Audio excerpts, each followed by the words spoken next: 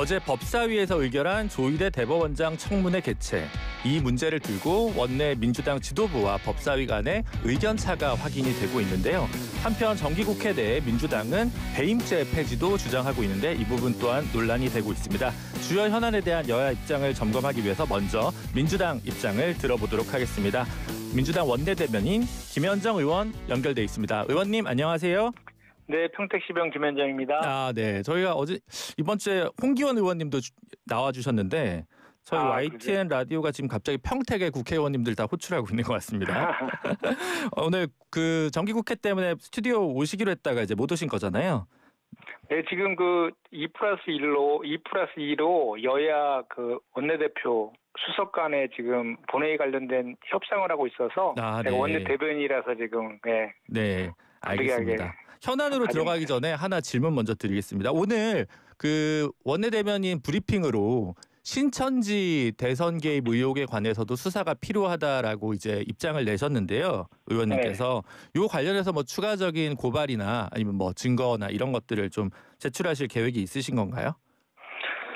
일단은 그 통일교와 관련된 유착 의혹에 대해서 지금 뭐 한학자 총재도 구속이 되었고 또 권성동 의원도 구속이 된 상태잖아요. 네. 그런데 이제 이게 통일교뿐만 아니라 대선 경선 과정에서 그 신천지도 조직적으로 개입했다라는 그 폭로를 홍준표 전 대표가 했잖아요. 네. 그리고 실제로 그거에 대해서 뭐 신천지에 대한 압수수색을 2번이나 윤석열 전 대통령이 막아줘서 그렇게 조직적으로 했다라는 이제 의혹 제기가 있기 때문에 이와 관련된 것도 그 통일교에 대한 수사와 더불어서 해야 된다. 그래서 이 종교 분리를 규정하고 있는 헌법을 위반하는 그런 내용이라서 상당히 중대한 그 범죄이거든요. 그러면 민주당에서는 지금 단계에서는 일단 관련된 뭐 내부 제보나 이런 걸 좀 기다리고 있다 이렇게 보면 될까요?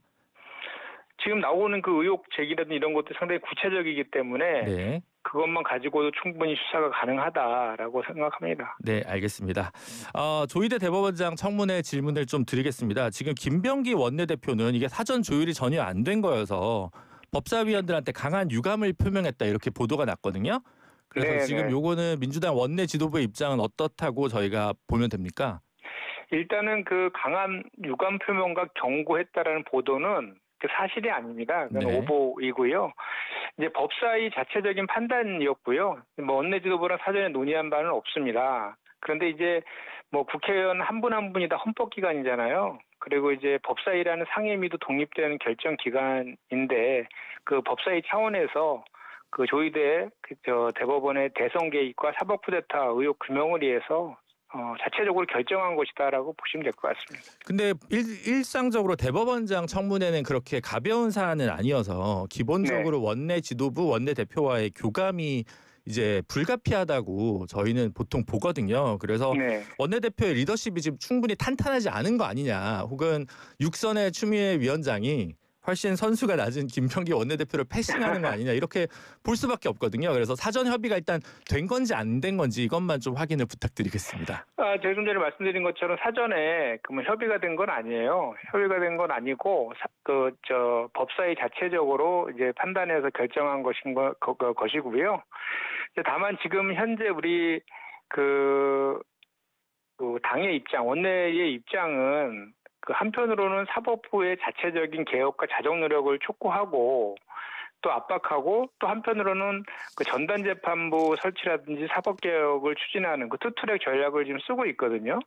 그런 과정에서 사법부에 대한 압박은 다양한 방식으로 있을 수 있는 겁니다. 그래서 헌법기관인 의원 개인이 할 수도 있는 것이고 또 특위 차원에서도 할 수 있는 것이고 상임위 차원에서도 할 수 있는 거고 당 차원에서도 할 수 있는 거잖아요. 근데 이거 지금은 이제 그 법사위라는 상임위 차원에서 그 대선 개혁과 사법 쿠데타에 대한 그런 진상 규명을 하겠다라는 차원의 압박이다라고 보시면 될 것 같습니다. 그리고 지금 뭐 사실은 좀 전에 말씀하신 것처럼 그 원내 대표는 이제 의원을 지금 대표하고 여야 관계랑 이제 당정대 간 조율하고 정무적 판단 등을 하는 역할을 하잖아요. 그런 차원에서 지금 말씀하신 것처럼 사전에 소통이 없었던 점은 좀 아쉬운 측면은 있습니다. 네.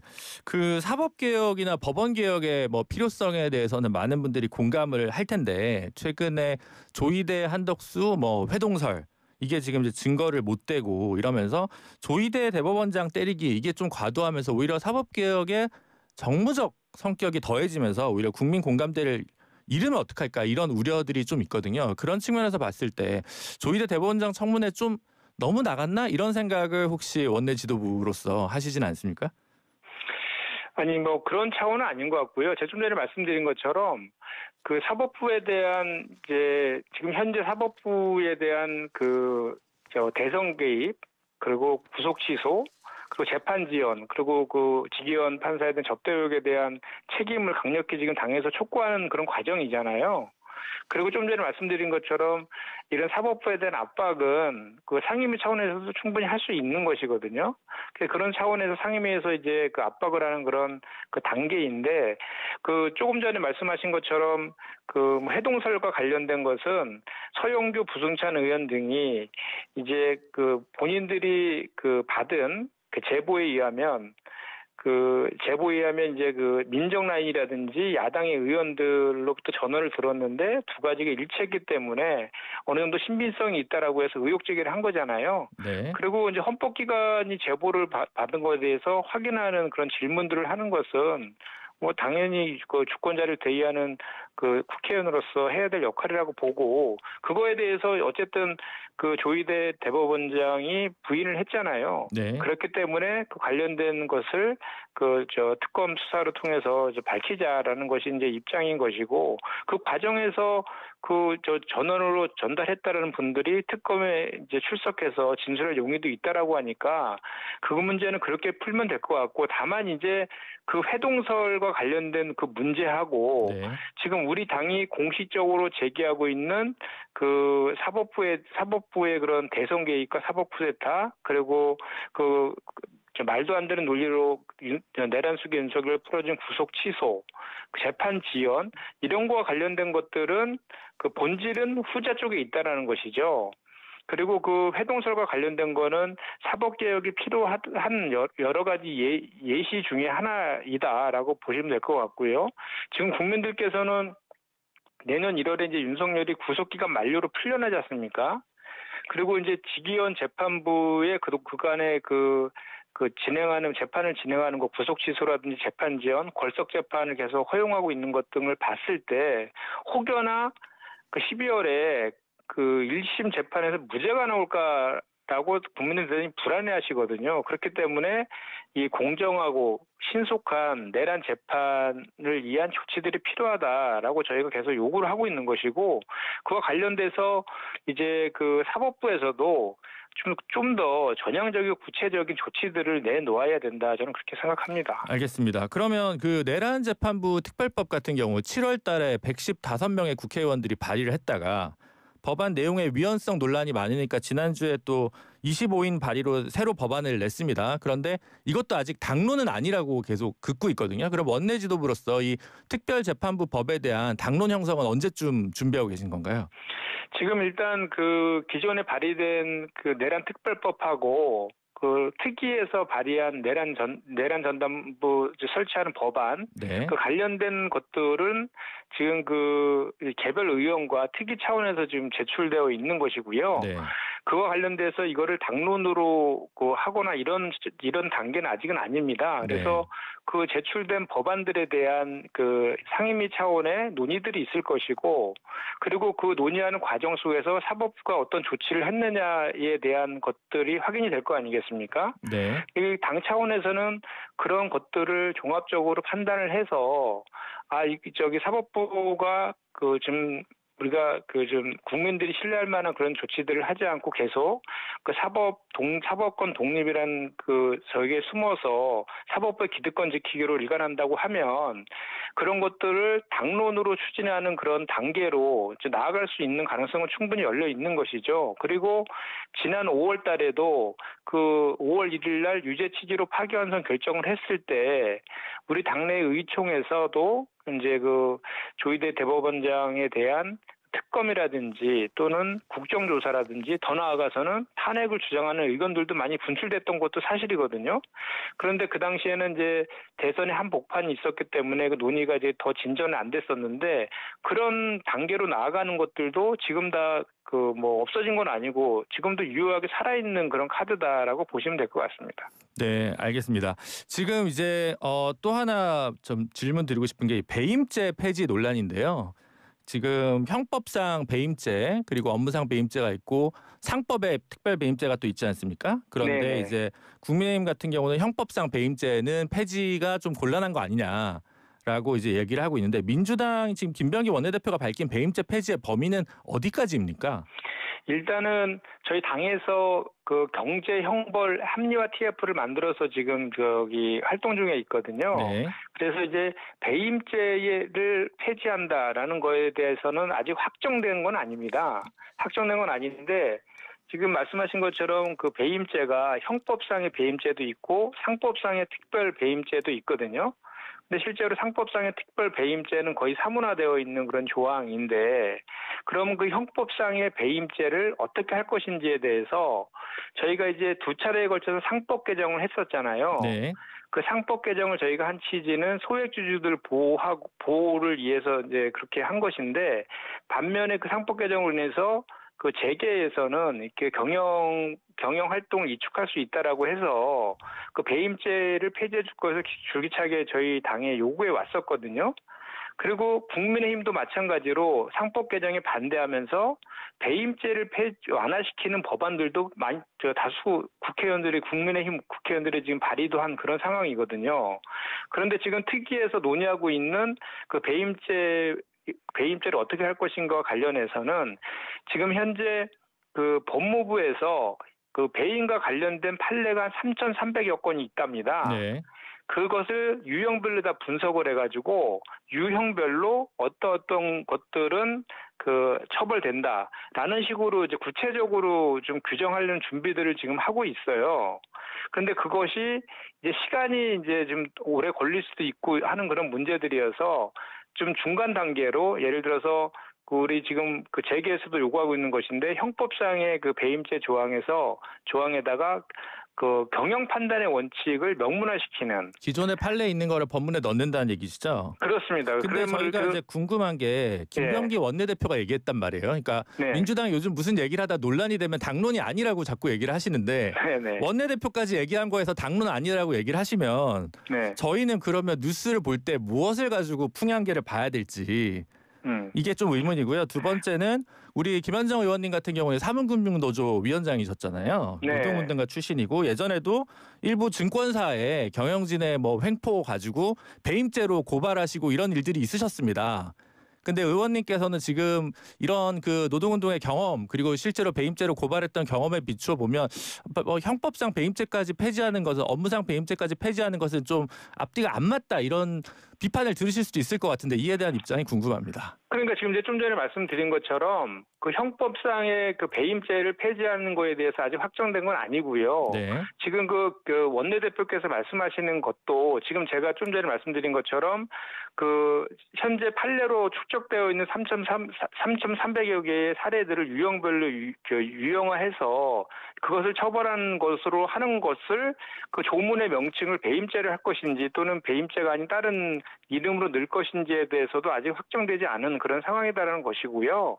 그 과정에서의 그 제가 좀 전에 말씀드린 것처럼 형법상 배임죄의 경영 판단의 원칙을 명문화하는 그런 그 의견들도 제기에 있기 때문에 그런 것들을 전반적으로 다 논의하고 있다라는 말씀을 좀 드리는 거고 저희 더불어민주당에서의 접근하는 방식은 뭐냐면 저희가 상법 개정을 통해서 소액 주주들의 그 권익을 이제 보호하는 그런 법안을 냈고 또 재계에서도 경영 이축에 대한 우려를 얘기하고 있기 때문에 정부 여당의 입장으로서는 그 균형감을 잡는 그런 그 책임감에서 이렇게 좀 진행을 하고 있다라는 그것입니다. 그리고 제가 좀 전에 말씀드렸지만 그 유형화 시켜가지고 하게 되면은 그 유형화된 판례로 축적된 유형화된 것들에 대한 것은 그대로 처벌이 되는 것입니다. 그러면 원내대표 발언이 조금 불분명했다 메시지 관리가 제대로 안 됐다 이렇게 이해하면 되겠습니까? 아니요, 그건 아니고 불분명하다기보다는 이제 그 명확하게 이제 그렇게 명확한 메시지를 던지는 것이죠. 왜냐하면 최근에 그 국민의힘에서 그 배임죄를 그전에는 그 배임죄를 폐지하자고 주장하다가 갑자기 이제 민주당이 그거를 실제로 이제 그 관련된 논의들을 시작을 하니까 갑자기 이재명 대통령을 끌어들여 가지고 네. 그 저 배임죄 폐지를 이재명 구하기 아니냐라는 프레임을 잘못된 프레임을 쓰고 있으니까 오늘 원내대표께서 그 원내대책회의에서 국민의힘이 정확한 입장을 밝혀라라고 이제 이렇게 한 것이죠. 네, 김도읍 정책위원장은 형법상 배임죄 폐지에 대해서는 좀 신중한 모드 같더라고요. 반대 입장이라고 좀 나온 것 같아요. 상법상 그러니까요. 배임죄 폐지는 열어두고요. 그러니까 그러니까 민주당보다 국민의힘 입장이 조금 더 명확하다고 볼 수도 있을 것 같은데 알겠습니다. 명확한 게 아니라 저는 저 국민의힘에서 지금 다수의 의원이 발의한 그 법안에는 배임죄 완화 법안이 다수로 이제 나와 있어요. 그리고 뭐 그 전에 그 윤석열 정부 때 금감원장했던 이복현 전 원장도 배임죄 폐지를 주장했었고, 네. 그러니까 최근에 저희가 이거를 민주당이 추진하니까 그 반대를 위한 반대하는 차원에서의 국민의힘에 저는 그 저 배임죄 폐지 반대를 얘기하고 있는 것이다라고 지금 네, 보는 것이죠. 알겠습니다. 국민의힘 네. 측에서는 그 이재명 대통령이 성남시장 시절에 SNS를 캡처하면서 그때는 배임죄 폐지에 절대 반대하는 입장으로 이재명 대통령의 입장이었는데 네. 이게 그러다 보니까 이제 그 성남 FC 사건이나 이런 사건 관련해서 면소 네. 판결을 위한 거 아니냐 이렇게 공격을 하고 있거든요. 그리고 이재명 네. 대통령의 입장이 좀 바뀐 거는 맞는 것 같은데 이거에 대해서는 어떻게 생각하십니까? 일단은 그 저 이재명 대표 관련된 대장동이나 뭐 백현동이나 성남 FC 관련된 게 이제 그 배임죄 관련된 재판들이잖아요. 네. 일단 그 재판과 관련해서 먼저 꼭 말씀을 드려야 될 게 저희는 윤석열 정부의 그 정치 검찰에 의한 표적 수사에 기한 기소였다라고 저희는 이제 규정하고 있습니다. 그리고 실제로 최근에 재판에서 그 증인들과 피고인들의 진술이 다 번복되고 있잖아요. 그 과정에서 검찰에서의 해유 압박도 있었다라는 진술도 나와 있고, 근데 그 부분을 먼저 좀 하나 좀 말씀을 좀 드리고 싶고, 그 다음에 이제 그 배임죄와 관련된 그 부분에 대해서는 뭐 우리 진행자께서도 변호사니까 잘 아시겠지만 원래 이 배임죄가 이연령 비연령 범죄라 그래서 사실은 그 코에 걸면 코걸이 귀에 걸면 걸거리 귀걸이 뭐 이래서 과거의 군사정부 시절에 기업들을 길들이게 하거나 뭐 탄압하는 용도로 많이 써왔던 것도 사실이잖아요. 그래서 그 배임죄에 대해서 제가 좀 전에도 말씀드렸지만 이 형법상의 배임죄를 안전히 없애는 것이 아니라 네. 그 현재 축적된 판례들을 유형화해서 그 유형별로 처벌하는 것들을 구체화시키겠다라는 그런 내용입니다. 근데 사실 지금 그 예를 들어서 그 사기업 같은 경우에도 좀 전에 아까도 제가 말씀드린 경영 판단의 원칙과 관련된 것인데 그 경영진이 그러니까 대표이사가 경영사안의 판단을 잘못해서 그 기업이 파산을 하더라도 사익을 편취하지 않는다라고 하면 배임죄로 처벌하지 않는 게 저희 판례이지 않습니까? 네. 그런데 특히 정부나 지자체처럼 그 정책 판단의 그 재량이 훨씬 더 폭넓게 주어져 있는 그 시장 시절의 그런 정책 그 결정 가지고 배임죄로 규율한다는 것 자체가 저는 정치 검찰들의 표적 수사였다라는 그 생각을 하거든요. 그래서 이 그 배임죄를 저희가 이제 그 경제역물 합리화 TF에서 하려는 방향은 이 형벌로 그 규정하는 것들은 좀 유형화시키되 대신에 민사적인 책임을 더 강화시켜갖고 전체적으로는 그런 행위들이 그 시장 질서를 어지럽히지 않도록 하는 그런 방향으로 지금 논의되고 있다. 그렇게 말씀드립니다. 알겠습니다. 자세한 답변에 정말 감사드리고요.